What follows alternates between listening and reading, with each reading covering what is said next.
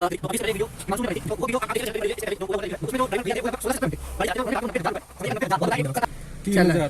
रुपये बन सकते हैं आज की डेट में देखा आज जाए। की डेट में।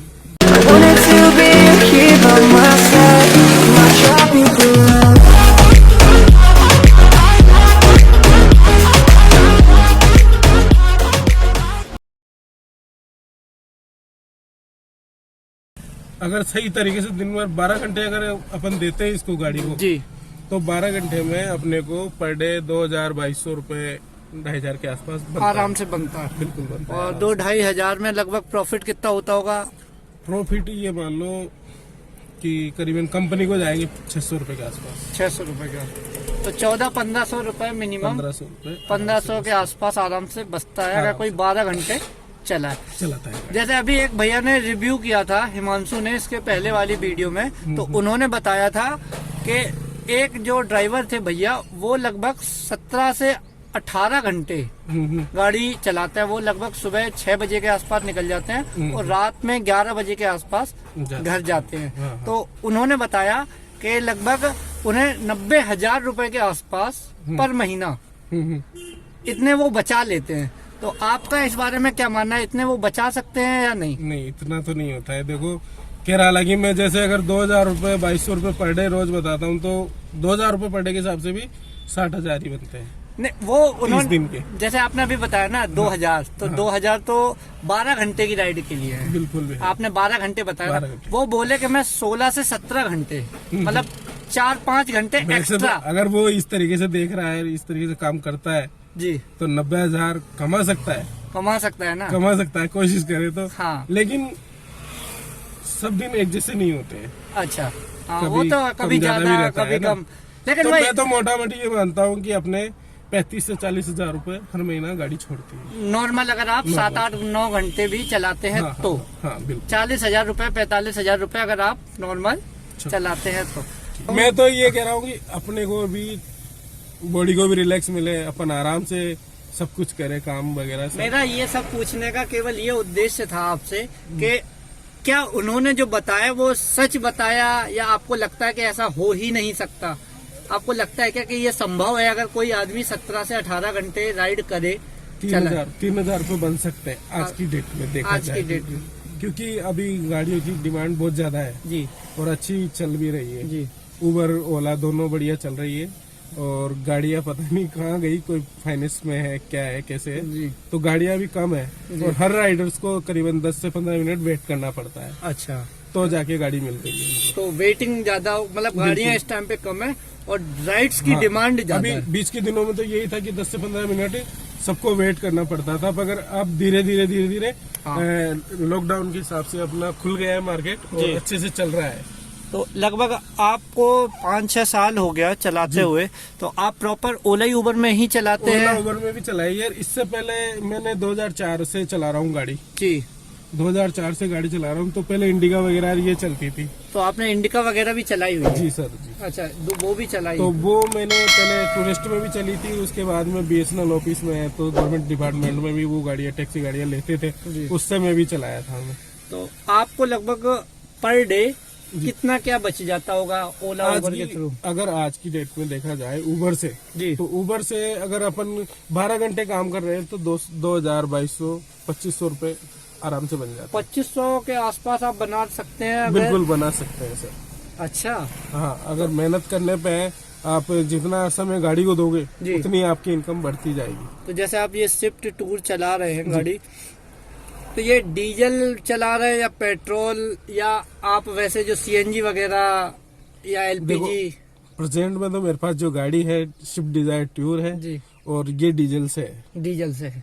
तो जैसे और अभी इसके पहले जो भैया थे वो CNG पे चलाते थे, जी। तो अभी मैंने आपको बताई ना 90,000 रुपए वाली बात, तो वो गाड़ी अपनी CNG पे चलाते। तो CNG का एवरेज 30 प्लस होता है सर, अच्छा, और इस गाड़ी का एवरेज है 20 से 22, और 22 तो तब देती है जब लॉन्ग ड्राइव पे चलते हैं, लॉन्ग ड्राइव पे, है ना।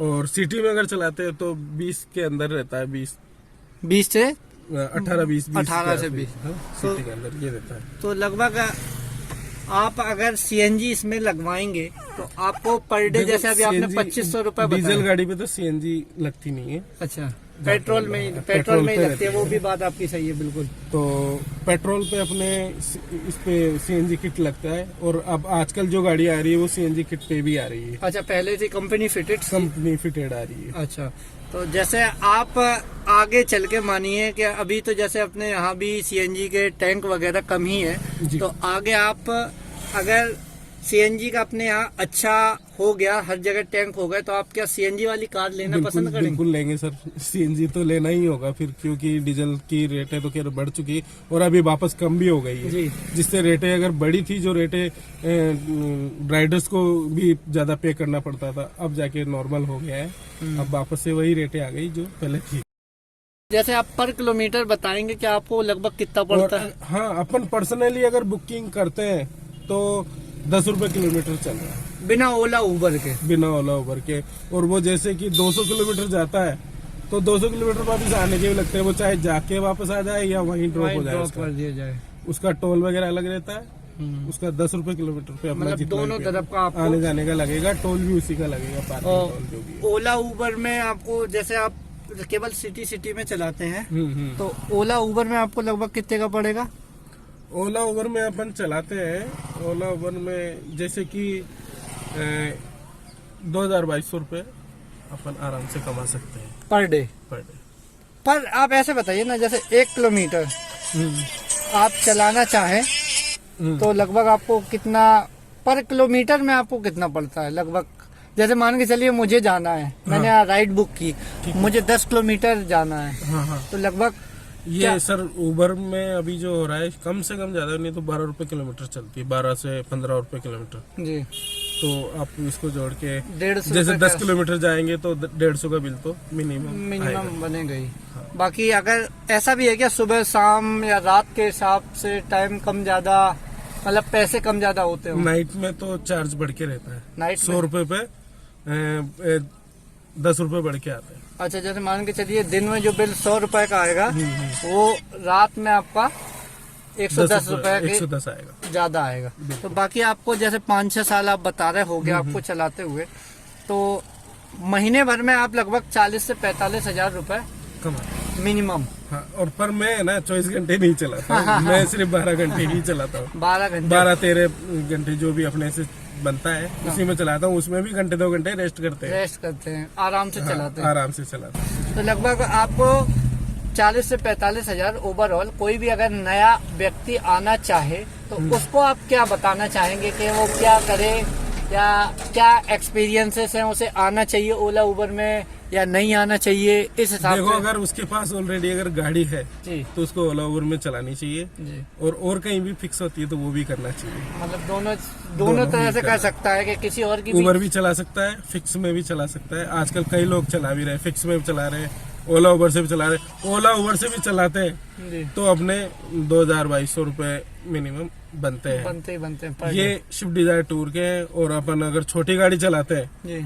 तब भी 1500 से 2000 तो उसका भी बनता है। जैसे भैया आप एक बात बताइए कि लोग बाग अधिकतर ये भी होता है कि किसी ने राइड पहले बुक की जी, फिर बीच में उसे कैंसिल कर दिया जी, तो उसका कैसा प्रोसेस रहता है? उबर से अगर राइड आ रही है अपने जी। को, और वो राइड जैसे 6 किलोमीटर है, 7 किलोमीटर है जी, 8-9 किलोमीटर भी होती है, जी, तो उसको अगर अपन लेने जा रहे हैं जी, और रास्ते में राइडर कैंसिल कर देता है जी, तो उसका चार्ज अपने को आजकल कंपनी दे रही है। कंपनी देती? पहले तो क्या पता देती ही नहीं देती थी, पहले नहीं देती है ना। अब इस प्रेजेंट टाइम में अगर आप 5 किलोमीटर भी उसके पास पहुंच के उसने कैंसिल कर दी जी। तो उसका पैसा आपको मिलेगा।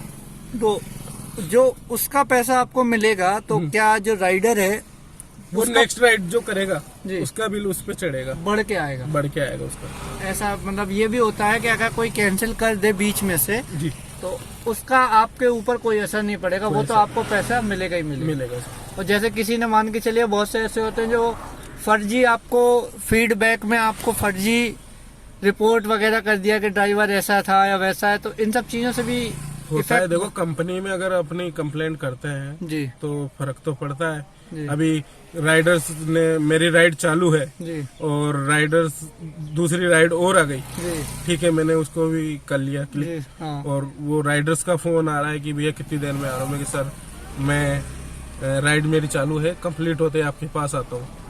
तो कंप्लीट होने के बाद में मैं उससे बात कर रहा हूँ कि बोले भैया नहीं, राइड चालू है और चालू हो समय ही मेरे को फोन करके कह रहे हैं कि हम आपकी कंप्लेंट कर देंगे, आपने हमारी राइड उठा ली और उसके बावजूद भी आप हमारे पास नहीं आ रहे। तो मैंने बोला मैडम जो भी हो आप कंप्लेंट कर सकते हो, कोई दिक्कत नहीं है जी। लेकिन मेरी राइड चालू है, उस राइड को कंप्लीट होने के बाद में ही तो मैं आपके पास आ पाऊंगा। जी, मतलब ऐसा नहीं हो सकता कि अगर आप किसी की राइड चला लिए रखे हैं, आप किसी को ड्रॉप करने जा रहे हैं और आप बीच में ही रास्ते में ही किसी और की राइड ले लें। बिल्कुल आती है, ऐसे ही आती है लेकिन आप राइड के ऊपर राइड आती है, उसके लिए उसको टाइम का वेट का बताया जाता है। कंपनी पहले से बता देती है कि आपको 10 मिनट बाद में गाड़ी मिलेगी, अच्छा। 15 मिनट बाद में गाड़ी मिलेगी, ये रहता है। ये प्रोसेस। हाँ, बाकी पर कई राइडर्स ऐसे होते हैं कि वो अपने आप को क्या पता क्या किसी साथ में समझते हैं हाँ। कि वो मैं आपकी कंप्लेंट कर दूंगी या कर दूंगा, जी। ऐसे करके हमसे बात भी करते हैं कई अच्छा, लोग। तो कुछ लोग हाँ, और अलग- कई लोग ऐसे हैं कि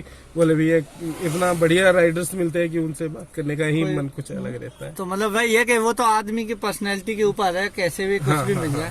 तो मेन मेरा मुद्दा ये था कि कोई अगर कैंसिल करता है तो उसमें आपका कोई भी चार्ज वगैरह नहीं कटता है। हमारा नहीं कटता।